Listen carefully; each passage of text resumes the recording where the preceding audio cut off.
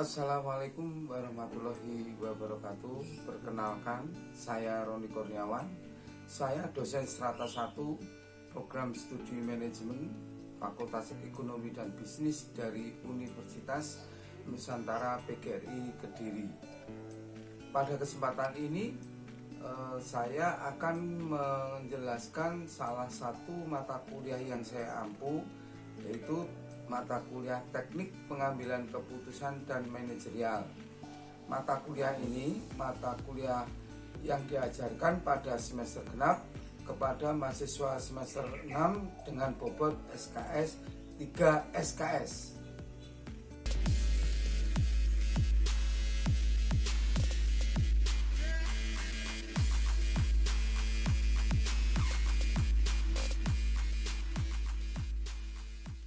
Adapun capaian mata kuliah Teknik Pengambilan Keputusan dan Manajerial, mahasiswa diharapkan mampu menguraikan ruang lingkup teknik pengambilan keputusan secara manajerial yang diharapkan akan berguna bagi organisasi bisnis atau perusahaan di mana mahasiswa nantinya bekerja. Mahasiswa mampu menguasai teknik, model, dan metode pengambilan keputusan secara manajerial, dan mahasiswa memiliki pemahaman terhadap keputusan yang tepat dalam organisasi bisnis yang sesuai dengan kondisi permasalahan yang ada.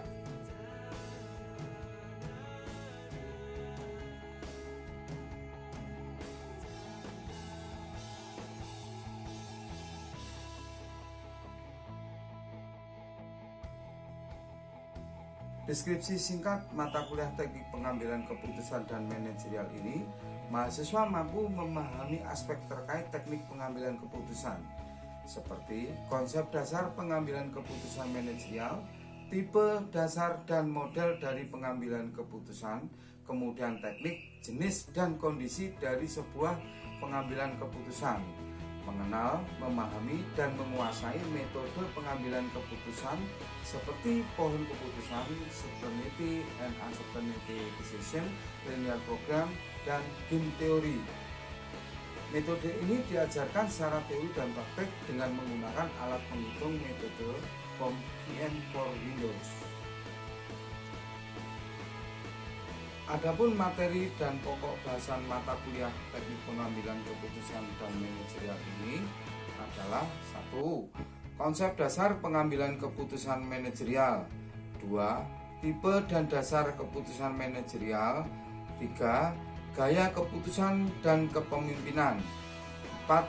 Model pengambilan keputusan seperti model kelompok, model rasional, dan model individu. 5. Teknik, jenis, dan kondisi pengambilan keputusan manajerial. 6.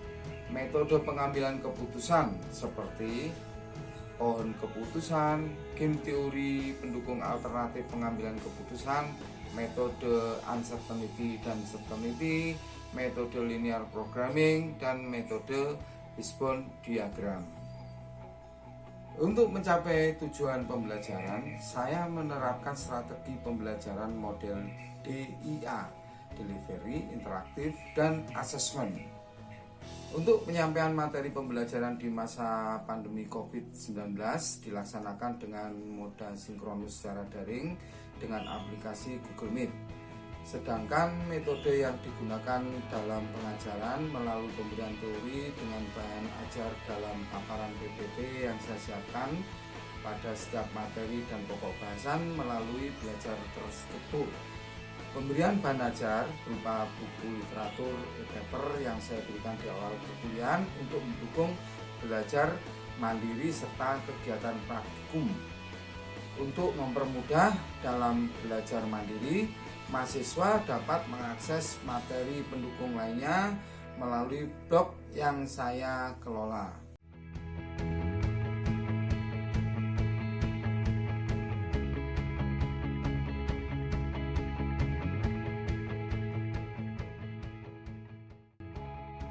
Untuk mengukur hasil capaian belajar pada proses asesmen atau penilaian capaian hasil belajar, saya memberikan penugasan bersifat studi kasus dan praktikum atas metode pengambilan keputusan. dari praktikum itu akan menghasilkan karya sebagai unjuk kerja. Unjuk kerja yang dihasilkannya akan menjadi ukuran penguasaan mahasiswa terhadap materi pembelajaran yang telah disampaikan dalam proses pembelajaran. Unjuk kerja hasil tugas mahasiswa bisa berupa laporan paper yang dipresentasikan secara tatap maya. Assalamualaikum warahmatullahi wabarakatuh. Terima kasih atas kehadirannya untuk pertemuan hari ini. Untuk kelas 3F kemarin ada tugas penghitungan bagaimana membuat payoff ya, dan merangkai dengan menetapkan NPV. Monggo sekarang ada volunteer satu ini ya, kelompok 1 yang siap untuk mempresentasikan. Nanti harapan saya setelah ini Anda bikin praktikum lagi untuk lanjutannya, membuat kasus lagi, studi kasus, kemudian Anda unggah ke YouTube sebagai portofolio atau unjuk kerja dari Anda dalam pertemuan kali ini. Ingat, yang serius karena ini akan dinilai sebagai tugas yang nanti akan melengkapi penilaian akhir. Monggo kelompok 1 siapa yang menjadi juru bicaranya, yang presenternya, saya silakan. Waktunya maksimal 10 menit per kelompok. Monggo. Baik, terima kasih atas waktunya Bapak Roni. Sebelum itu, Assalamualaikum warahmatullahi wabarakatuh. Selamat pagi. Waalaikumsalam, selamat pagi. Alhamdulillah di pagi ini yang cukup cerah kita masih dapat dipertemukan dalam mata kuliah teknik pengambilan keputusan manajerial dengan dosen pengampu Bapak Roni Kurniawan, Sarjana Ekonomi Magister Manajemen. Di sini saya selaku perwakilan kelompok 1 akan mempresentasikan hasil diskusi dari latihan soal minggu kemarin, yaitu mengenai pengambilan keputusan dengan alat. Kita masuk ke soal latihan. Pada soal kemarin, terdapat 3 alternatif dengan nilai state of nature yang berbeda-beda. Pada alternatif yang pertama, yaitu cabang baru mempunyai nilai E layak sebesar 70.000 dan nilai E tidak layak sebesar minimal min 10.000.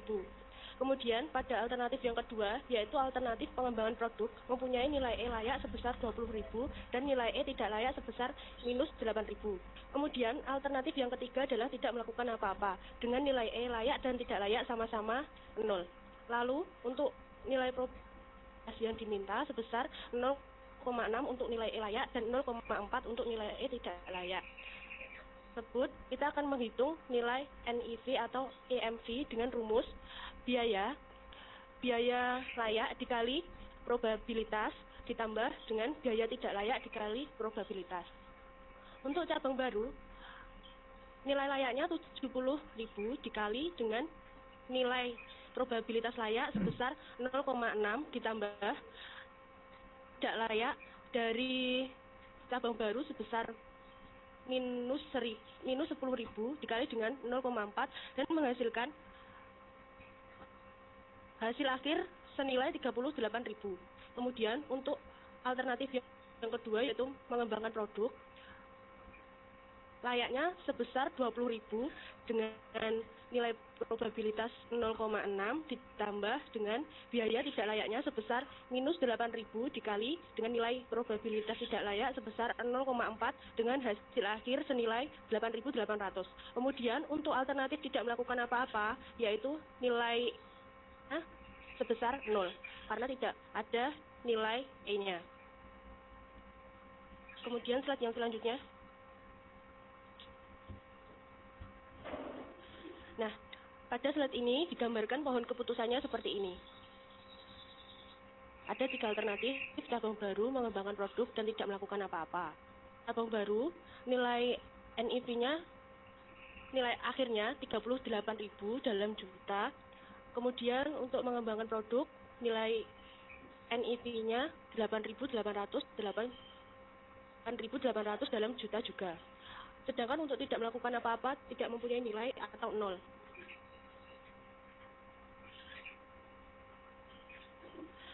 Saya lanjutkan. Nah, untuk kesimpulannya, kami kelompok 1 memilih nilai cabang baru karena payoff-nya tertinggi sebesar 38 juta atau senilai dengan 38. Untuk membuka cabang baru karena ada beberapa pertimbangan seperti apabila perusahaan berinvestasi dengan membuka cabang baru. Yang pertama, perusahaan dapat menambah jumlah customer. Yang kedua, target jual produk itu bisa semakin tinggi. Yang ketiga, branding dari perusahaan itu yang dikelola akan semakin dikenal oleh masyarakat. Yang selanjutnya, perusahaan dapat mengurangi angka pengangguran dengan membuka rekrutmen karyawan baru. Yang terakhir adalah perusahaan dapat memperluas jangkauan target pemasaran. Namun sekali lagi yang perlu diperhatikan kembali adalah bagaimana perusahaan itu sendiri menentukan lokasi yang strategis serta modal yang sesuai dengan target yang telah ditentukan secara bijak sendiri. Ya, saya menambahkan, intinya dalam dunia bisnis dalam dunia ini, baik itu di kehidupan ataupun di lingkup bisnis, jika kita ingin mendapatkan keuntungan atau sesuatu dengan nilai yang besar, maka kita juga harus siap untuk melakukan pengorbanan walaupun dengan risiko yang tinggi. Hasil penilaian akhir pada akhir semester diunggah di akun Syakat, sehingga mahasiswa secara transparan dapat mengetahui hasil capaian belajarnya. Berikut video proses pengajaran yang saya lakukan pada pertemuan ke-11 dengan topik pohon keputusan, dan cuplikan hasil unjuk kerja mahasiswa dari hasil praktikum metode pohon keputusan secara kelompok yang diunggah dalam YouTube. Assalamualaikum warahmatullahi wabarakatuh. Kita ketemu hari ini pada pertemuan yang ke-11 ya. Kemarin berbicara tentang teori pohon keputusan, dan hari ini nanti kita harapkan Anda bisa melakukan praktikum ya. Nanti pada target terakhir pertemuan hari ini Anda akan saya kasih ini contoh-contoh soal, Anda kerjakan, kemudian Anda melakukan improvisasi atau kreativitas, mencoba mengurai masalah melalui metode pengambilan keputusan. Hari ini sebelum saya mulai, saya akan mereview yang pertemuan kemarin ya, bahwa keputusan itu sebenarnya adalah sebuah pemetaan mengenai alternatif pemecahan masalah ya, yang dapat diambil dari problem-problem yang ada di sekitar organisasi, perusahaan atau organisasi di lingkungan non perusahaan, sehingga ini ada fleksibilitasnya. Adalah pohon keputusan itu bisa diterapkan untuk semua lini, tidak hanya untuk kepentingan non bisnis, tapi juga untuk kepentingan bisnis juga ya. Pohon keputusan itu melihatkan tentang kemungkinan faktor yang akan mempengaruhi alternatif keputusan tersebut. Jadi enaknya menggunakan metode ini itu kita bisa mengurai permasalahan dan mengurai tentang kemungkinan kedepannya itu manfaat kalau kita mengambil sebuah keputusan. Salah satu keputusan yang muncul itu bisa diprediksikan kedepannya ya, seperti itu. Mbak Evi bisa menjelaskan manfaat dari decision tree untuk pengambilan keputusan? Monggo. Ya Pak, manfaatnya antara lain membreakdown proses pengambilan keputusan yang kompleks menjadi lebih simpel, sehingga pengambil keputusan akan lebih menginterpretasikan solusi dari permasalahan.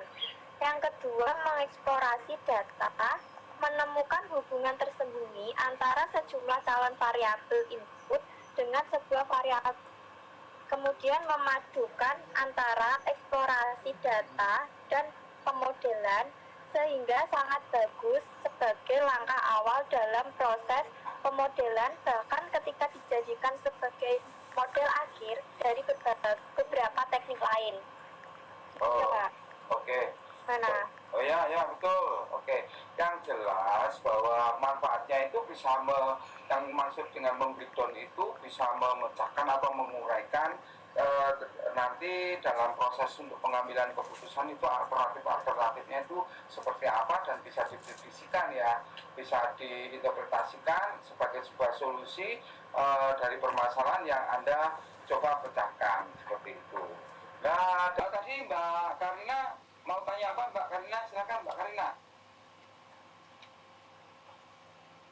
Iya Pak, mau tanya ini Pak, gimana kita menilai bahwa keputusan yang kita ambil itu baik dan berkualitas, Pak?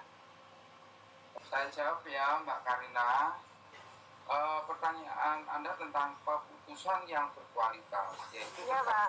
Oke, itu berarti kita kembali kepada konsep dari pengambilan keputusan tadi, rencananya itu untuk apa gitu ya.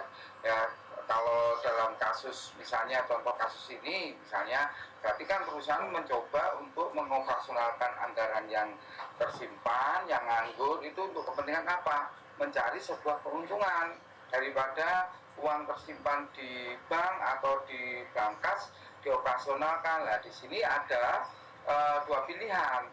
Nah, kemudian dengan nilai NEV-nya itu ditentukan ada sebuah ini gambaran dari EMV yang berbeda dan ada yang lebih besar. Ketika Anda tabungan dengan nilai NEV-nya kan disebutkan 2.000 ya, atau 2.000 misalnya ya, dalam satuan mata uang rupiah misalnya.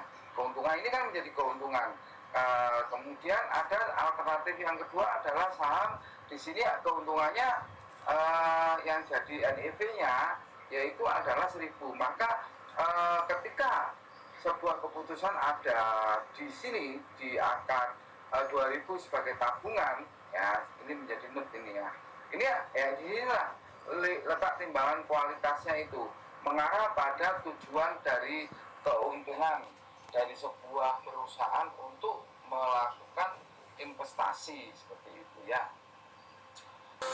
Assalamualaikum warahmatullahi wabarakatuh. Kami dari mahasiswa Universitas Nusantara BGN IPB. Video ini dibuat untuk menyelesaikan salah satu tugas kelompok dari mata kuliah Teknik Pengambilan Keputusan Manajerial dengan dosen pengampu Bapak Roni Kurniawan, Magister Manajemen. Pengertian umum bahwa keputusan merupakan alat bantu manajemen dalam membuat keputusan untuk berbagai permasalahan yang kompleks, memerlukan serangkaian pemecahan masalah yang berurutan dalam suatu tim kerja yang solid atau baik. Langkah-langkah analisis dalam membuat keputusan: 1. Merumuskan pernyataan keputusan. 2. Menetapkan kriteria keputusan. 3. Menetapkan alternatif keputusan. 4. Menetapkan bobot masing-masing kriteria. 5. Membuat metrik penilaian. 6. Menentukan tindakan terpilih. Demikian video pengajaran yang saya laksanakan untuk pernyataan diri dosen unjuk kerja Tridharma Perguruan Tinggi. Semoga bermanfaat. Terima kasih. Assalamualaikum warahmatullahi wabarakatuh.